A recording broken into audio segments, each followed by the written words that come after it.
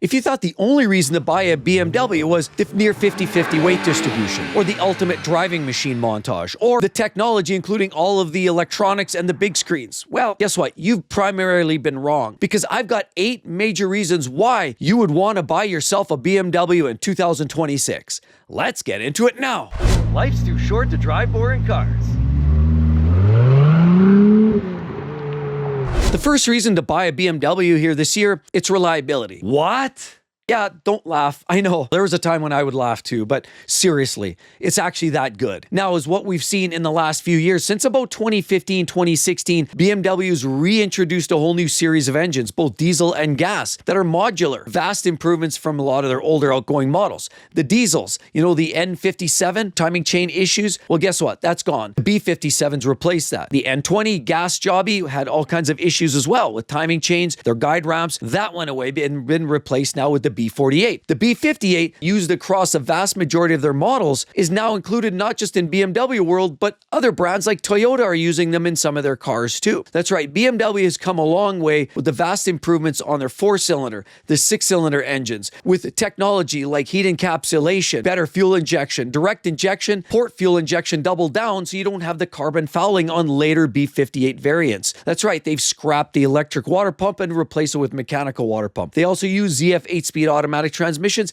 legendary for not just the driving experience, but some of the most reliable transmissions in the industry, bar none. Eat your heart out, Toyota and Lexus. This is just the reality. We've seen this since about 2015, 2016. This whole modular design has really taken over, and that's where things have really gotten good. As a matter of fact, even their 4.4-liter twin-turbo V8, called the N63, is vastly better on its 3rd or 4th generation and iteration. They've seen improved shielding, better turbocharging, better timing chain, as well as they've removed some of the problems structurally to the engine, made it stronger, the fueling is much better, and even their most unreliable V8s are vastly better. So BMW has improved right across the board. They're much better than virtually everybody in the industry, and if you look at Consumer Reports, they actually say that BMW is the most reliable German luxury brand on the market, and they're always in the top 5 these days, really swapping punches even with Lexus, if you can believe it or not. The second reason is they're truer to the driving enthusiast. I mean, we look at some of the other manufacturers. Audi, they got rid of their stick. They're getting rid of some of their performance cars. They've quit on the R8,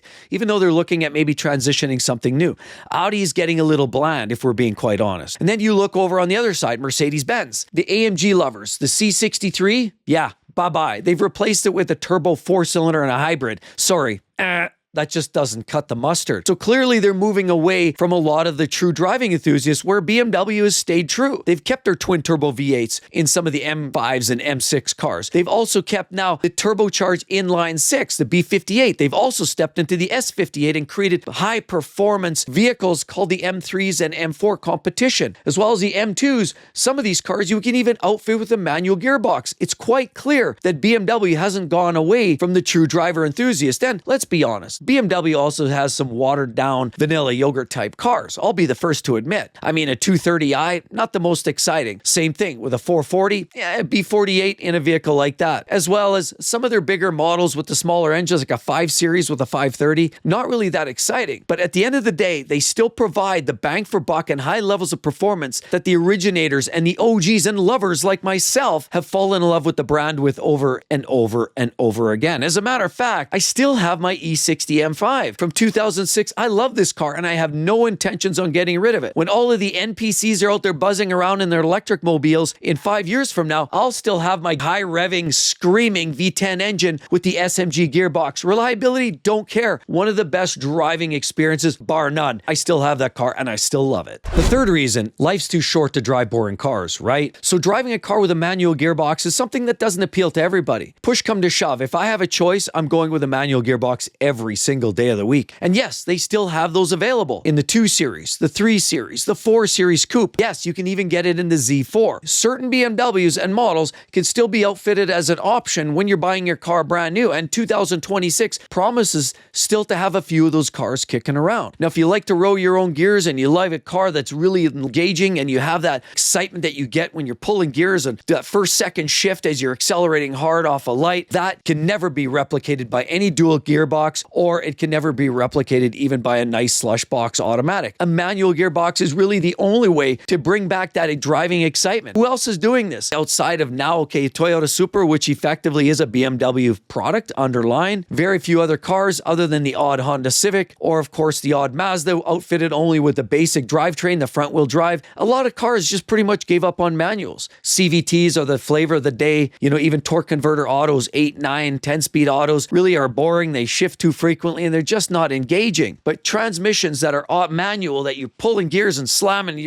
slamming your head in the seat, is definitely what a true car enthusiast loves about a lot of these cars. And guess what? BMW is just about the only luxury brand doing that still today. The fourth reason is a strong aftermarket support. A lot of manufacturers, they support their product, they sell parts, and they stock up all their shelves for parts to replace. But sometimes these car manufacturers build parts that are defunct. It'll break, it'll leak, it'll crack, and then you find yourself putting in a replacement part. And it'll fail again in 50,000 miles, and then 50,000 miles, and then 50,000 miles. Sometimes there's products that are just poorly made. Well, guess what? BMW has an amazing aftermarket support. Not just you're replacing some of these defunct and faulty factory parts that were plastic. Some of these aftermarket vendors are replacing them with aluminum parts or metal or steel parts that are vastly improved and more reliable. On top of it, tuning like JB4 and Burger tuning, or short shift kits, or exhaust systems, headlight conversions, grille conversions, you name it. BMW has a strong and vast supporting network of vendors. They're willing to fill your each and every need. There's a lot of available tuners, and on top of it, there's a lot of resources and people that love to share their stories and the ingredients to make your car perform as well as possible. They're one of the few brands that really focuses on that. Now, because it does, you get a lot of youthful buyers that like to customize their cars, make it their own, make it feel like something unique. And they can do that because the aftermarket is very strong. Very few car manufacturers have such a strong aftermarket following like BMW. So if you want to customize your own car, or you feel like you want to do something unique or do some mods along the way, those are probably some of your best platforms. Number 5 is a strong resale. And yes, I know a lot of times you probably wonder, why are used BMWs so cheap? I've even created videos on that. And there was a time when that was the case. It's still a time in certain models. But guess what? There's a strong resale on certain models. If you're looking at M cars, M2, M3, M4, strong resale. M5s, strong resale. Anything also with the B58 engine, because it's so reliable, because it's so durable, and now it's so legendary. Anything with the B58 identifiers, the 4.0, right? The 440, 340, M340i, 240, anything with the B58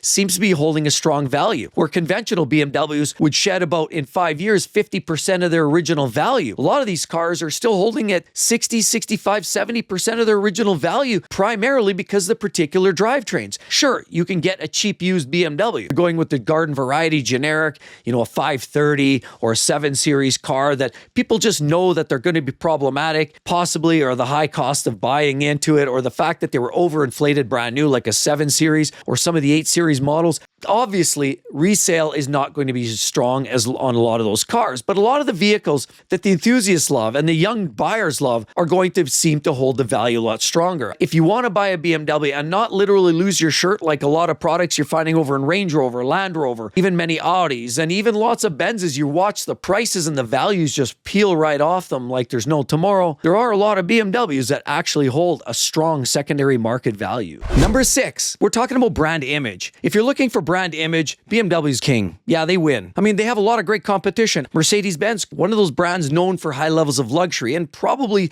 some of the nicest interiors across the industry, bar none. But for a brand that actually has that look, design, engineering perspective, and that sportiness, that image of being, a brand up here where all others seem to reside slightly below it in terms of overall sporty appeal, means that a lot of this brand image carries over to the secondary market. A lot of used car buyers prefer to buy BMWs because of the tunability, because the features, and because of the innovation and technology, whereas Mercedes-Benz feels very luxurious, but they go a little too far and a little bit less on the sports side, where Alfa Romeo, Maserati, you've got that high-strung Italian versions, and those are wonderful cars, but some people are worried about durability and where do you actually get your car serviced. So there's always those assumptions, and perception sometimes becomes more of a reality for some people. And so ultimately, BMW kind of wins this game. It's all about the brand power, the brand buy, and how people perceive that brand name. BMW seems to come heads and tails above most. The next reason to buy a BMW is quite simple. If your budget is, say, $35,000, they have an option for you. If your budget is $200,000, they have an option, and they have something for just about everybody. Whether you're looking for small SUVs, crossovers, cars, big SUVs, 3 rows, towing ability, doesn't matter. Sports cars, they've got it covered. Where manufacturers like Mercedes-Benz is quite often focused right on either their 4-cylinder hybrids. Now they're starting to backpedal a little bit, reintroduce some of their inline 6s, but unfortunately those V8s have gone away for a while. Now, due to popular demand, it looks like they might slowly come back, but the reality is some of the damage is done. BMW has kept on keeping on. They have 4 cylinders, 3 cylinders, 6 cylinders, 8 cylinders, you name it, just about for every model. And they have models from the X7s all the way down to an X1. It doesn't matter what your budget, your style, your taste, they have it all covered. And honestly, BMW is just one of those jack of all trades and master of some. I mean, with some of the M cars, they clearly have a space for some of the strongest enthusiasts in the industry. A lot of times people graduate from M cars up to a Porsche 911, but a lot of that has to do with brand power and buying power. A 911 now starts at $140,000, but you can get into a beautiful M3 that performs as well as a base 911 Carrera and do it for $40,000, $50,000 less. The brand power is there,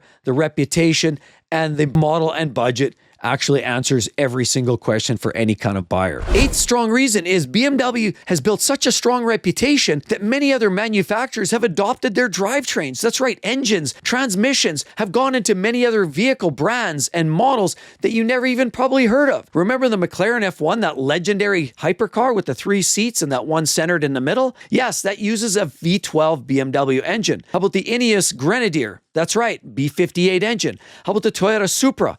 B58 engine. Rolls-Royce, also using BMW twin-turbo V8 engines, and we can't forget about Mini, which is essentially a byproduct of BMW. Anyhow, a lot of different brands out there are using BMW engines because of the confidence, because of the packaging, the engineering, and the power and the performance. They deliver on all fronts. Are they cheap to maintain? No. That's for another video, and we'll talk about that. But at the end of the day, right there, I'm going to share the videos to the 3 BMWs I would buy in a heartbeat myself. Definitely check that out. And as well, if you're thinking about something else, right there's another great option. Hope to see each and every one of you real soon, everybody. Catch you then. Bye-bye.